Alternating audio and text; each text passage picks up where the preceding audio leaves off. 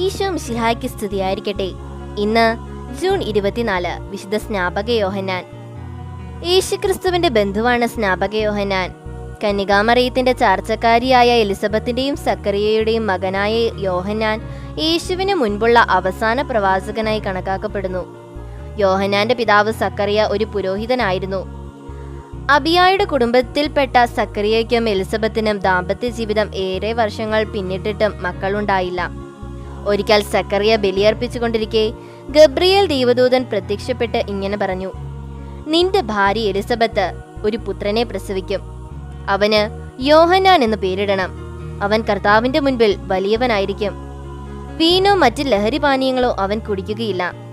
അമ്മയുടെ ഉദരത്തിൽ വെച്ച് തന്നെ അവൻ പരിപൂരിതനാകും. പ്രായമേറെ പിന്നിട്ടിരുന്നതിനാൽ ദൈവദൂതന്റെ വാക്കുകൾ സക്കറിയ വിശ്വസിച്ചില്ല.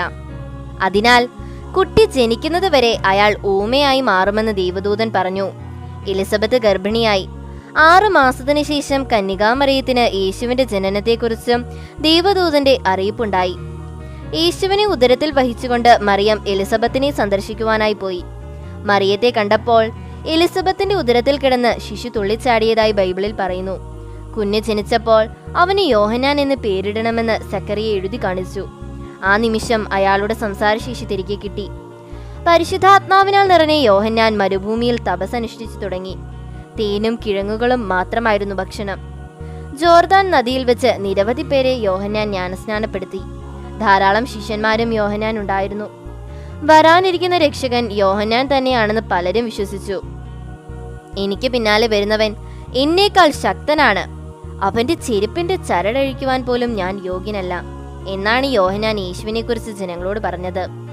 യേശുവിനെ സ്നാപക യോഹന്നാൻ സ്നാനപ്പെടുത്തുന്ന സംഭവവും ബൈബിളിൽ വിവരിച്ചിട്ടുണ്ട്. സ്ത്രീകളിൽ നിന്ന് ജനിച്ചവരിൽ സ്നാപക യോഹന്നാനേക്കാൾ വലിയവനായ ആരുമില്ലെന്ന് യേശുവും പറഞ്ഞിട്ടുണ്ട്.